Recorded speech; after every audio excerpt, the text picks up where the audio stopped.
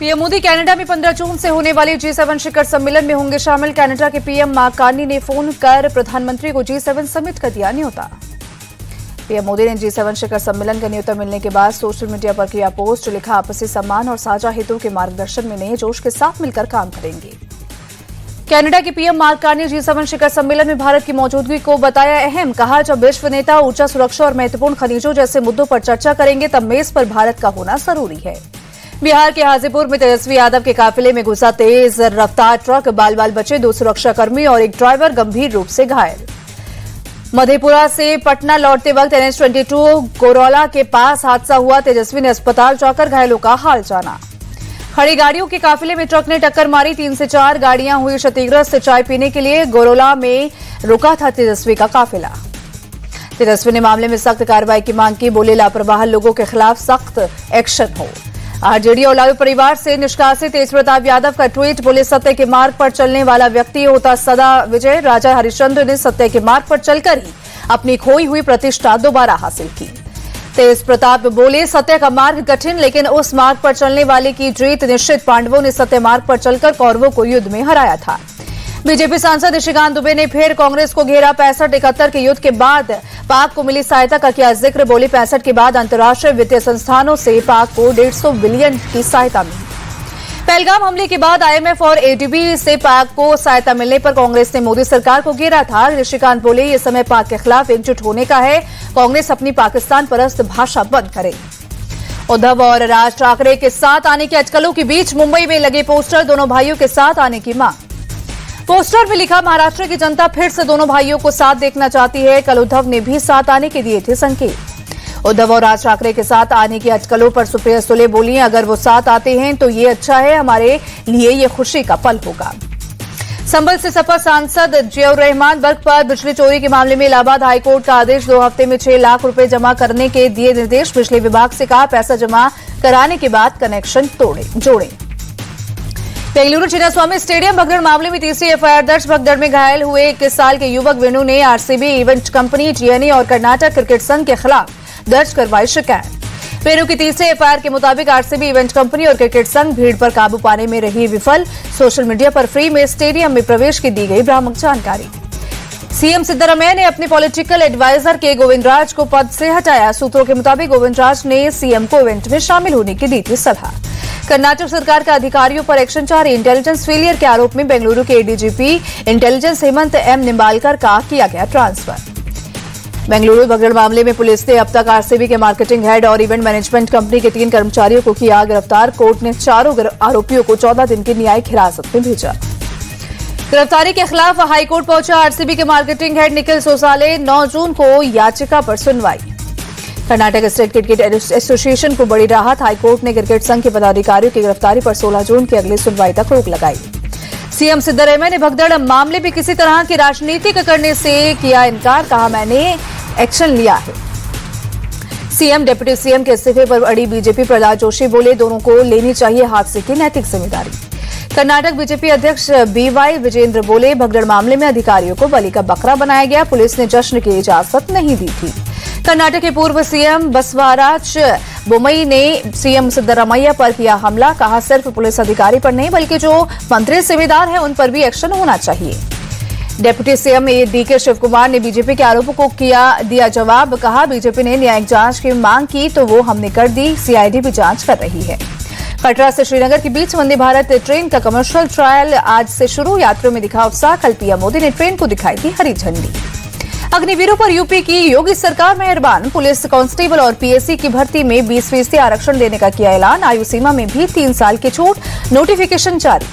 देश भर में बकरीद को लेकर अलर्ट। पूरे देश में सुरक्षा के कड़े इंतजाम। संवेदनशील जगहों पर भारी संख्या में पुलिस बल की तैनाती।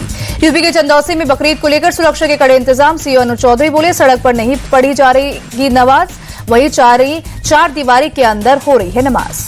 बकरीद को लेकर नोएडा में भी पुलिस सतर्क। कई इलाकों में बढ़ाई गई सुरक्षा। गाजियाबाद में पुलिस की टीम ने किया फ्लैग मार्च। कानून व्यवस्था बनाए रखने और लोगों में सुरक्षा का भाव बनाए रखने की मकसद से पहल। देश भर में आज ईद उल अजहा की धूम। भोपाल के ईदगाह में बड़ी संख्या में नमाजियों ने नमाज अदा की। मुंबई के माहिम दरगाह पर बड़ी संख्या में लोगों ने ईद की नमाज अदा की। नमाजियों ने एक दूसरे को गले लगाकर बकरा ईद की बधाई दी। दिल्ली में भी बकरीद की धूम। जामा मस्जिद में सुबह की नमाज अदा की गई। नमाजियों ने खुशहाली के लिए दुआ मांगी। बीजेपी नेता मुख्तार अब्बास अंसारी ने दिल्ली में ईद की नमाज अदा की। देशवासियों को बकरीद की शुभकामनाएं भी दी। प्रधानमंत्री मोदी ने देशवासियों की बकरीद की बधाई दी। ट्वीट कर कहा, ईद उल अजहा की शुभकामनाएं। ये अवसर सद्भाव और शांति के ताने बाने को मजबूत करने का है। वाराणसी में नमाजियों ने बकरीद की नमाज अदा की। लोगों ने एक दूसरे को गले लगाकर ईद की बधाई दी। यूपी के आगरा में ईद उल अजहा के धूम। ताजमहल में बड़ी संख्या में नमाजियों ने ईद की नमाज अदा की।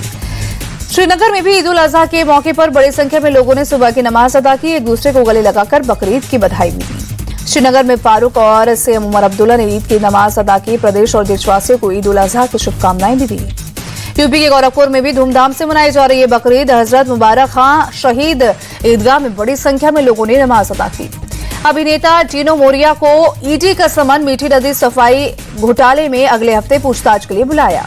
छत्तीसगढ़ के बीजापुर में टॉप नक्सल नेता सुधाकर सुरक्षा बलों के साथ मुठभेड़ में ढेर। सुधाकर पर 45 लाख के नाम का था ऐलान। गढ़चिरौली में मुख्यमंत्री देवेंद्र फडणवीस की मौजूदगी में 12 नक्सलियों ने किया आत्मसमर्पण। पुलिस के सामने टाले हथियार। आत्मसमर्पण करने वाले नक्सलियों के पास दिखे कई आधुनिक हथियार। कुछ नक्सलियों पर 1 करोड़ से ज्यादा का है इनाम। मुख्यमंत्री देवेंद्र फडणवीस ने कहा, महाराष्ट्र में बहुत कम माओवादी बचे हैं। बोले, मैं उनसे अनुरोध करता हूं कि वो भी आत्मसमर्पण कर ले। मेरठ में हॉरर किलिंग का खौफनाक मामला आया सामने। प्रेम प्रसंग की वजह से मां सहित घर वालों ने लड़की का गला दबाकर की हत्या। सिर काटकर शव को प्रतापपुर क्षेत्र में फेंका। लड़की के लोअर की जेब से मिले फोन नंबर के आधार पर हुई पहचान। पुलिस ने मां सहित 4 लोगों को किया गिरफ्तार। लड़की के सिर की तलाश अभी जारी। यूपी के बरेली में फर्जी जीएसटी इंस्पेक्टर बनकर शादी करने का आरोपी शहजाद अहमद गिरफ्तार। शादी के बाद नौकरी पर नहीं जाने से खुली पोल। पुलिस ने आरोपी शहजाद के पास से इंस्पेक्टर की फर्जी वर्दी, आईडी और आधार की बरामद किया। सोशल मीडिया पर वर्दी में कई रील किए पोस्ट। सिपाही की भर्ती के लिए एक कोचिंग सेंटर भी चलाता था। की बस्ती में लगी भीषण आग काफी दूर से दिखाई दी लपटे। दमकल की टीम ने कड़ी मशक्कत के बाद आग पर काबू पाया। आग लगने की वजहों की जांच जारी। देहरादून में बड़ा सड़क हादसा। 8 गाड़ियां आपस में टकराई। टोईवाला हरिद्वार हाईवे पर हुआ हादसा। हादसे में किसी को गंभीर चोट नहीं लगी। एक महिला जख्मी, अस्पताल में इलाज जारी। असम के मोरेगांव में बाढ़ बारिश से बिगड़े हालात। कई गांव अभी भी जलमग्न। लोगों की परेशानी बढ़ी। भारतीय विदेशी मुद्रा भंडार में 1 अरब 24 करोड़ डॉलर की गिरावट दर्ज। आरबीआई के मुताबिक 30 मई को खत्म में सप्ताह में 691 अरब 48 करोड़ डॉलर पर पहुंचा विदेशी मुद्रा भंडार। इलॉन मस्क की कंपनी स्टारलिंक की भारत में एंट्री। सेटकॉम सेवाओं के लिए टेलीकॉम मिनिस्ट्री ने दिया लाइसेंस। 15 से 20 दिन में शुरू होगा ट्रायल। इलॉन मस्क से खफा अमेरिकी राष्ट्रपति डोनाल्ड ट्रंप बेच सकते हैं अपनी रेड टेस्ला कार। मस्क की कंपनी को बढ़ावा देने के लिए खरीदी थी कार। बांग्लादेश के अंतरिम सरकार के प्रमुख मोहम्मद यूनुस ने आम चुनाव का किया ऐलान। 2026 में अप्रैल के पहले पखवाड़े में हो सकता है चुनाव। इलेक्शन कमीशन जल्द ही चुनाव का रोड मैप तैयार करेगा। राष्ट्र के नाम संदेश में मोहम्मद यूनुस ने कहा, अंतरिम सरकार ने अब बांग्लादेश में सुधार, न्याय और चुनाव के 3 प्रमुख उद्देश्यों से पदभार संभाला था। भारतीय अंतरिक्ष यात्री और वायुसेना के ग्रुप कैप्टन शुभांशु शुक्ला 10 जून को अमेरिका से अंतर्राष्ट्रीय अंतरिक्ष स्टेशन के लिए भरेंगे उड़ान। इलॉन मस्क के स्पेसएक्स के ड्रैगन कैप्सूल से ISS पर जाएंगे। Group captain Shubhanshu Shukla dragon capsule के पायलट के तौर पर मिशन का करेंगे नेतृत्व। पूरी तरह से ऑटोमेटिक ड्रैगन कैप्सूल के लॉन्च और डॉकिंग प्रक्रियाओं की निगरानी की जिम्मेदारी संभालेंगे। उत्तरी यूक्रेन के चेर्निहिव पर रूस ने किया बड़ा मिसाइल अटैक। चेर्निहिव मिलिट्री प्रशासन के मुताबिक 4 नागरिक हुए घायल, 1 की हालत गंभीर। रूसी मिसाइल ने चेर्निहिव के ऊर्जा संयंत्रों को किया टारगेट। 40,000 से ज्यादा लोग बिना बिजली के रहने को हुए मजबूर। स्थानीय प्रशासन के मुताबिक रूस ने रिहायशी इलाकों पर किया हमला। बहुमंजिला इमारत, स्कूल और कई गाड़ियों को पहुंचा नुकसान। इंग्लैंड के नॉर्थहैम्पटन में भारत ए और इंग्लैंड लायंस के बीच दूसरा अनऑफिशियल टेस्ट मैच। भारत ए ने पहले दिन स्टंप्स तक 7 विकेट खोकर 319 रन बनाए। भारत ए की तरफ से केएल राहुल ने 116 रनों की पारी खेली। विकेटकीपर ध्रुव जुरेल ने 52 रन बनाए। करुण नायर ने 40 और नीतीश कुमार रेड्डी ने 34 रन जोड़े। भारत ए के सलामी बल्लेबाज यशस्वी जायसवाल का नहीं चला बल्ला। क्रिस वॉक्स ने यशस्वी को भेजा पवेलियन। कप्तान अभिमन्यु ईश्वरन को भी वॉक्स ने 11 रन के स्कोर पर दिखाया पवेलियन का रास्ता। इंग्लैंड लायंस की तरफ से क्रिस वॉक्स ने 3 विकेट झटके। जॉर्ज हिल ने 2 खिलाड़ियों को भेजा पवेलियन। फरहान अहमद और टॉम हेंस को 1-1 विकेट मिला।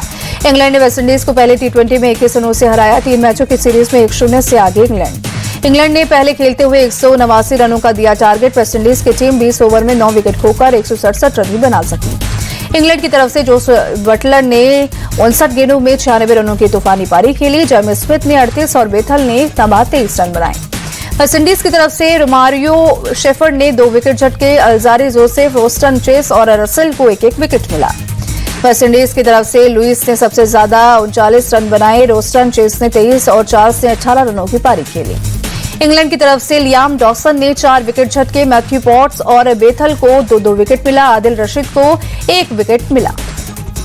इंग्लैंड के लियाम डॉसन को शानदार गेंदबाजी के लिए मिला प्लेयर ऑफ द मैच का अवार्ड। डॉसन ने 4 ओवर में 20 रन देकर 4 खिलाड़ियों को पवेलियन भेजा।